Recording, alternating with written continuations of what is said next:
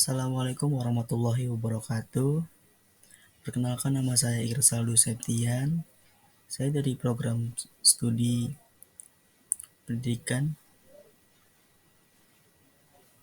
Bahasa dan Sastra Indonesia. Kali ini saya di sini ingin menjelaskan tentang pendekatan pembelajaran. Konsep pendekatan pembelajaran.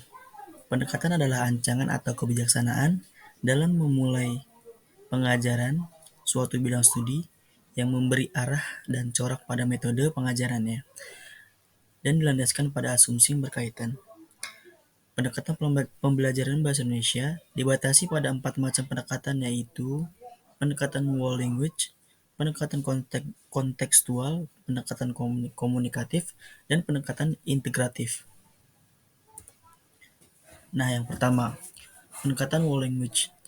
Pendekatan whole language adalah salah satu pendekatan pembelajaran bahasa yang menyajikan pembelajaran bahasa secara utuh atau tidak terpisah.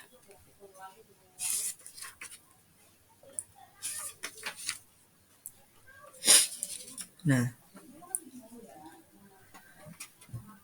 menurut Edelsky menjelaskan bahwa bahasa merupakan satu kesatuan yaitu whole yang tidak dapat dipisah-pisahkan. Oleh karena itu, pengajaran keterampilan berbahasa dan komponen bahasa seperti tata bahasa dan kosakata disajikan secara utuh, bermakna, dan dalam situasi nyata atau otentik. Misalnya seperti pembelajaran penggunaan tanda baca diajarkan berkaitan dengan pembelajaran keterampilan menulis. Pembelajaran membaca dapat diberikan bersamaan dengan pembelajaran keterampilan berbicara. Pembelajaran bersastra dapat diberikan bersamaan dengan keterampilan membaca dan menulis ataupun berbicara.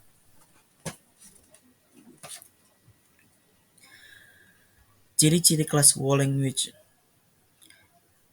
Yang pertama, ada kelas yang menerapkan whole language penuh dengan barang cetakan. Salah satu sudut kelas diubah menjadi perpustakaan yang dilengkapi berbagai jenis buku, majalah, kamus, poster hasil kerja siswa menghiasi dinding, dan bulletin board. Karya tulis siswa dan chart yang dibuat siswa menggantikan bulletin board yang dibuat oleh guru. Yang kedua, siswa belajar melalui model atau contoh. Guru dan siswa bersama-sama melakukan kegiatan membaca, menulis, menyimak, dan berbicara. Yang terakhir, siswa bekerja dan belajar sesuai dengan tingkat perkembangannya. Dan yang selanjutnya ada komunikatif.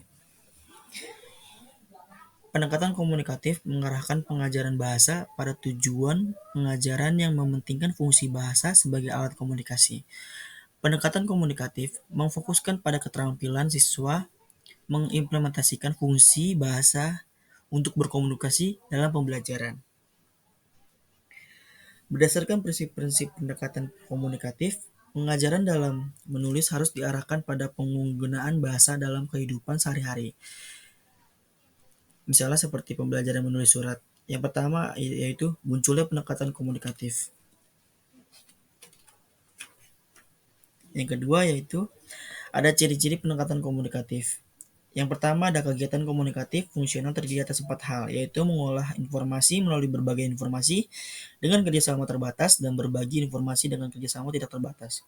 Yang kedua, ada kegiatan interaksi sosial terdiri atas 6 hal, yaitu improvisasi cerita singkat yang lucu, aneka simulasi, dialog dan bermain peran, sidang konferensi, diskusi, dan debat.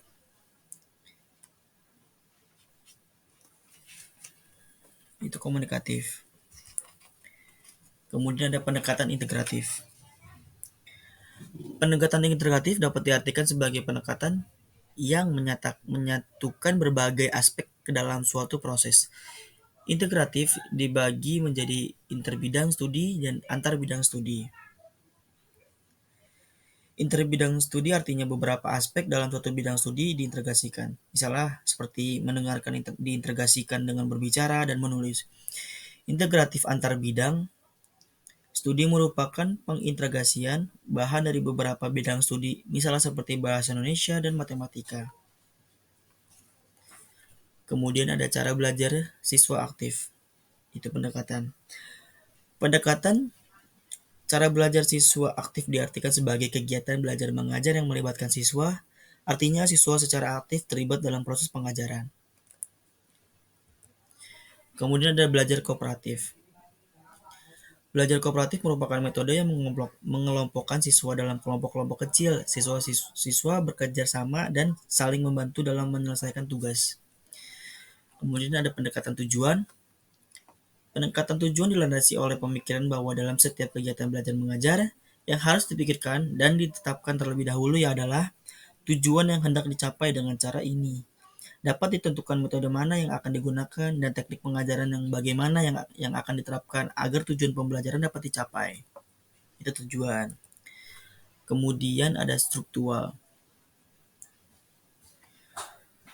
Pendekatan struktural merupakan salah satu pendekatan dalam pembelajaran bahasa yang dilandasi oleh asumsi bahwa bahasa merupakan seperangkat kaidah. Atas dasar anggapan tersebut, timbul pemikiran bahwa pembelajaran bahasa harus mengutamakan penguasaan kaidah-kaidah bahasa atau tata bahasa. Dalam hal ini, pengetahuan tentang pola kalimat, pola kata, dan suku kata menjadi sangat penting. Dengan pendekatan struktural, siswa akan menjadi cermat dalam menyusun kalimat, karena mereka memahami kaidah-kaidahnya. Itu. Kemudian ada pendekatan kontekstual.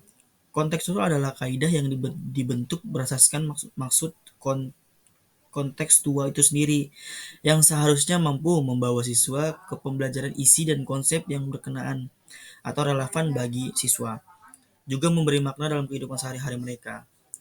Dengan demikian, pembelajaran kontekstual merupakan suatu konsepsi pengajaran dan pembelajaran yang membantu guru mengaitkan bahan subjek yang dipelajari dengan situasi dunia.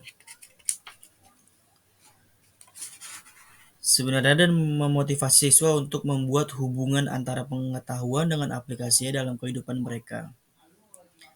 Dalam pendekatan kontekstual ada 8 komponen yang harus dilakukan nih.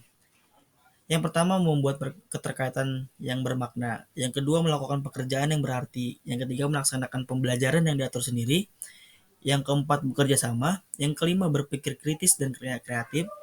Yang keenam, membantu individu untuk tumbuh dan berkembang. Yang ketujuh, mencapai standar yang tinggi. Yang kedelapan, menggunakan penilaian autentik. Ya, mungkin itu saja yang bisa saya sampaikan. Kurang lebihnya mohon maaf. Wassalamualaikum warahmatullahi wabarakatuh.